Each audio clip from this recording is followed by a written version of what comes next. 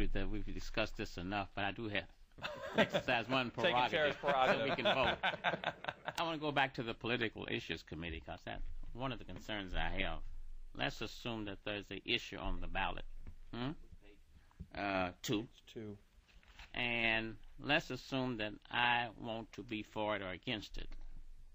And then let's say I put up a website. And the website cost me $1,000.25. Do I have to report that? I mean, it's just me. Did you say $1,000.25? I mean, that's what the website costs. Whatever. That, I mean, I guess my thing, you could have a lot of people out here doing that, thinking they're doing their civic responsibility and being involved, and very well might expend $1,000 or something, and somebody come down on them and say, I mean, that's why I sort of bothered about it. I know this is all what if, but. Well, you might be able to claim a media exemption for representing Okay. That's the first thing. Okay. No, I think that's a fair question. The way this is written, the way that this bill reads, I think that would be one person, and you would be receiving or expending money in excess of $1,000 to advocate an issue's placement on the ballot or to advocate an issue that is on the ballot. And I think that would trigger this, and you would file a report with us. Which is probably all the more reason why Representative Fisher's amendment on the floor to make this two would probably be a good amendment. Okay. Mr. Chairman? Yes, sir. Any amendment that is filed to this bill and passes the House will be considered seriously in the Senate. We have worked a long time on this bill. We want to see it pass, but that does not mean that we have the exclusive right to good ideas as it is related to this bill. I certainly would have appreciated some of this input, Representative Fisher, sometime during the last 4 years that I've been working on the bill, but if that's the process, and if there's a floor amendment that passes the House, we will give it every consideration. We want this bill to pass so we don't have to bring it before the committee again next year.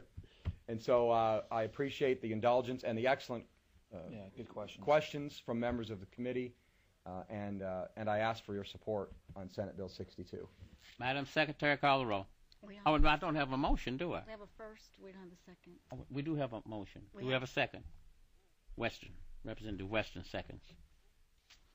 Representative Bratcher, Representative Clark. I'm going to move to pass it out of committee, but I am going to get a section by section look at it again, but I'll vote yes to move it out of committee. Representative Comer, Representative Fisher, Representative Harmon. I know there's been a lot of effort gone into this bill, and we certainly appreciate it. I think there are a few minor concerns that Representative Fisher has brought up, so I'm sure we'll be able to address those, and I do vote yes. Thank you. Representative Henley. Yes. Representative Marzian. I, too, have some concerns and hope we can work some of these things out on the floor. Of course, I'd like to see public financing of the gubernatorial campaign back. I'm sure you all take a serious look at that over in the Senate, so maybe I'll amend it with that. Is that a yes or a no? I'll vote for it on the floor if we get a public financing on it, but I'll move it out of committee. Okay. Yes. Representative Weston and Representative Owens. Yes. It's passed. Bill passed for favorable expression. Thank you, Senator. Thank you, Mr. Chairman, members of the committee. Look forward to working with all of you on any further input. Mr. Chairman, may I ask why we weren't allowed to speak? Oh, I'm sorry. I didn't have anybody signed up. I apologize. We'll let you speak now. And pass the bill. Well, again, if you want to speak, people can reconsider their vote. They have an opportunity to change. Is this the list? Shall I make a motion to reconsider? All of these? Okay. Your motion to reconsider? Okay.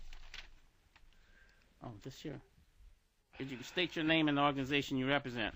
I'm Norman Davis. I'm president of Kentucky for the Right to Bear Arms, and I agree. We need campaign finance reform. We need it needs to be more open. But my concerns are constitutional. I'm one of them old-fashioned people that believes the Constitution actually means something. And what I see in the bill on page 3, if you'll follow me,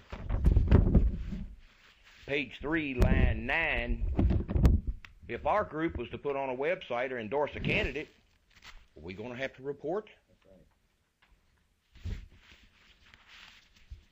Is that a question? I think the question right. is if you spend over $1,000, you will.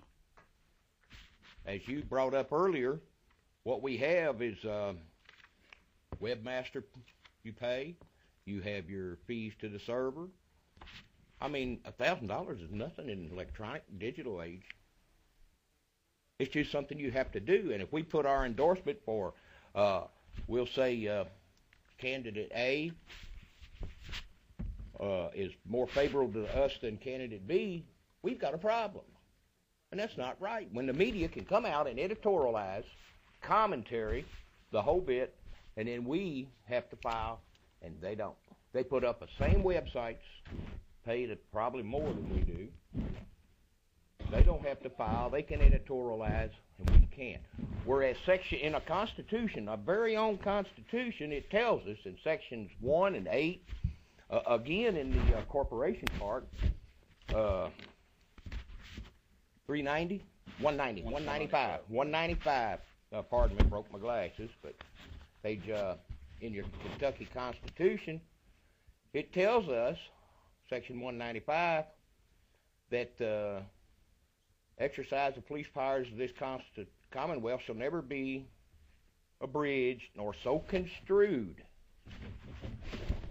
to permit corporations to conduct their business in such a manner as to infringe upon the equal rights of individuals.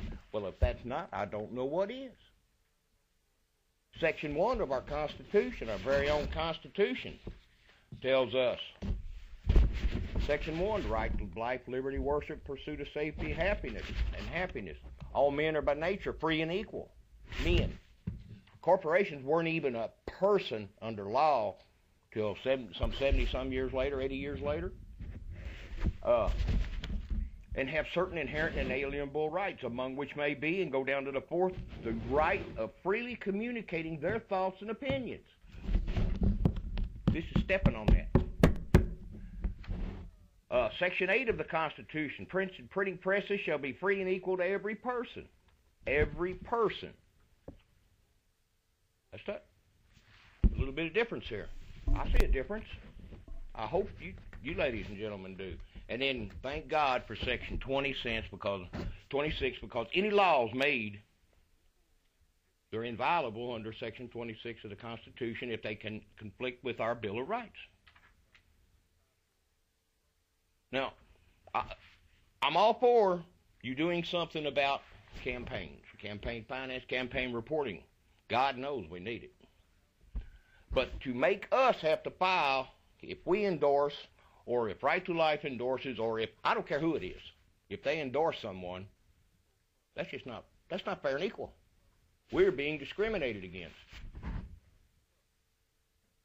And I ask that something be done to change this, stop this, take out endorsement. News stories, commentary, or editorials on page 4, which Representative Fisher talked about. We should be no less equal. We had the rights in the Constitution before the corporations were granted the rights. And section 195 says they cannot infringe upon ours. That's all we're asking for, is a fair shake. And this isn't it. I appreciate it. By the way, I'm Norman Davis. I'm sorry. Okay. Any other gentlemen have anything to say? We'd like for you to move it along relatively quickly. Thank you, Chairman. John Riley. I'm a magistrate, but I'm here representing myself as a private citizen of Kentucky. And again, these are constitutional issues. We've actually tried to bring these issues up with Senator Thayer, and I take strong objection to some of this, the way that this is being presented. One of the standard lines is, well, there's not any new language in this, that we're just consolidating and bringing this under one statute to make it easier for the average person to read and understand. Well, the average person read and understand the Constitution and certainly the Bill of Rights with ease. It's very, very explicit, and I object to